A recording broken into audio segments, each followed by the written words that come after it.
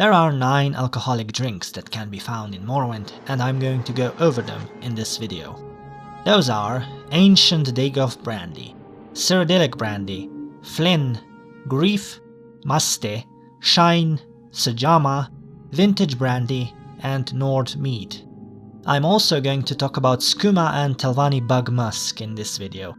They actually aren't alcohol. The Telvanni Bug Musk is a perfume, and Skooma is an illegal narcotic substance made from moon sugar.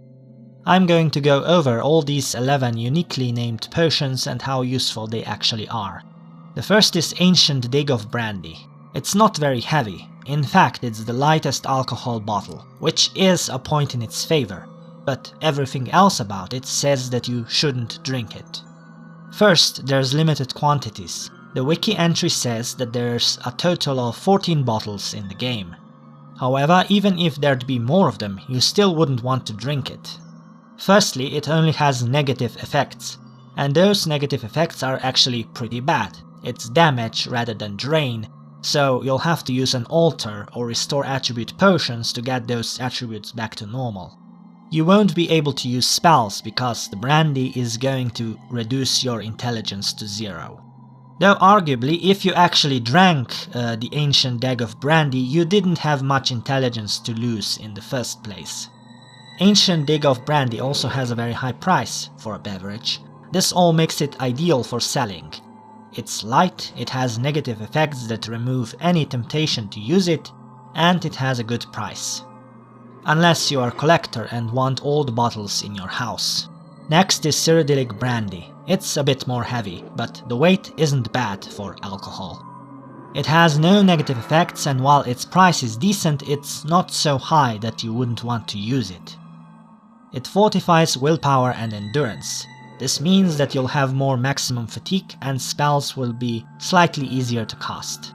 Your fatigue regeneration will also be a bit faster. However, I don't think the effects are all that useful.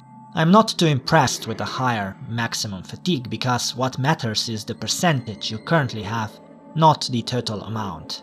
If the drink directly fortified fatigue, it would be a different story, because having more than 100% fatigue can have a good effect on stealth, for example. But all this does is make fatigue slower to run out of, which I guess is a benefit, but you could also just wait for an hour when you arrive to your destination.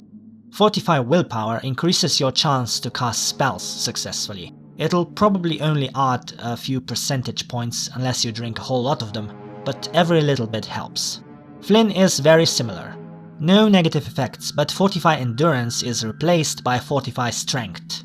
This means that spells are slightly easier to successfully cast, but you also hit a bit harder for the duration of the effect. This makes it probably the best drink if you are both a mage and a warrior, because there's no negative effects for either. Cyrodiilic Brandy and Flynn are the only drinks that are useful for a mage, because there's no other alcohol that increases any mage stats. Flynn is actually imported Cyrodiilic whiskey. Grief is another matter altogether. It's Fortify Strength and Drain Agility, which makes it kinda bad. You hit harder, but your hit chance decreases. It's not so bad if your weapon skill is already pretty high, but if it isn't, you really shouldn't use it in my opinion. Unless you're out of other options and just need to try something. But it's also very heavy, having 5 weight, which is a bit ridiculous. Grief is a type of brandy made in Vvardenfell using comberry as the main ingredient. There are 2 other drinks that have similar but better effects while having 1/5 of the weight of Grief. One of those is Vintage Brandy. It's called Vintage Comberry Brandy in the game files. Vintage Brandy has a stronger Fortify effect but also stronger Drain Agility effect than Grief. However, the duration is also much longer, being 6 minutes instead of 60 seconds. Vintage Brandy is rare though. There's only 7 bottles in the game and you need 1 of them for a Thieves Guild quest. The price is also higher at 500. Fortunately, if you think the effects are useful, there is another drink you can get that's both light and available in larger quantities. That would be Nord Mead. It has the same magnitude of effects as Vintage Brandy, but a shorter duration, just 1 minute. Unfortunately, you'll have to go to Solstheim to get it, and as far as I know, it's only found in random loot, which may be a problem. Next is Maste. Maste is a local brew made from fermented salt rice. It fortifies strength and drains willpower and intelligence, but unlike Grief, Vintage Brandy and Nord Meat, it doesn't really negatively affect a warrior character. Just like Grief, it's also very heavy, while having comparatively mild positive effects, so it's probably a good idea to use something else. By the way, you can get the key to the ancient Nord burial by giving a bottle of Maste to a Nord in the Vivek Telvanni canton. Next is Shine. It's wine made from comberry. Comberry is this plant right here. Unlike what you'd expect, it's probably most known for being the only cheap ingredient for Restore Magicka potions. Shine is probably the worst alcohol in Morrowind. It's not as heavy as Grief or Maste, but it's still pretty heavy, and the effect it gives is probably the most useless. It fortifies endurance and drains intelligence by 10 points. Because your health is not recalculated every time your endurance is temporarily changed, the only effect this has is that it raises your maximum fatigue by 10 points. It also makes your fatigue regeneration slightly faster, but that's it. At least with potions that fortify strength while draining agility, I can imagine a hypothetical situation where it could maybe be useful, but I can't imagine many uses for Shine. Next, I'll talk about the Telvanni Bug Musk. It's actually a perfume made from scent glands of Graceland's beetles. It raises your personality for a minute and it has no negative effects.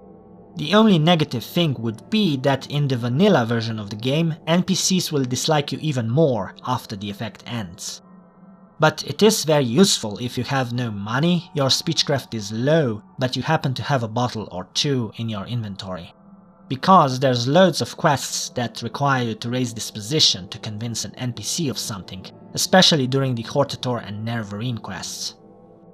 Next would be Skooma.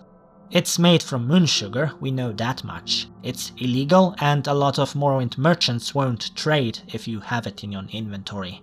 It raises speed and strength while at the same time draining agility and intelligence. It's not heavy and it has a good price, so I think most players just sell it, but it can have a combat use. The only thing that I don't like is the drain agility, which reduces your hit chance and dodging ability, so it may not be the best thing to use if your weapon skill is low. But it's also the only drink that raises speed, so it may be useful because of that too. And last is Sujamma. It's Dunmer liquor. It's fairly heavy as Shine, but it's also much more useful than Shine. It's also not quite as heavy as Grief or Maste. It fortifies strength by 50 while also draining intelligence by 50. This is the largest boost you can get from any single drink, while at the same time there's no effect that would negatively affect a warrior. The drain intelligence means it may not be the best idea for a mage, although if you have the unpatched version, you may use the exploit where your magicka fully restores if you drain your intelligence to 0.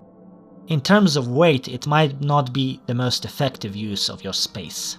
3 bottles of Flynn or Nord meat will give you a larger strength bonus while weighing as much as 1 bottle of Sujamma.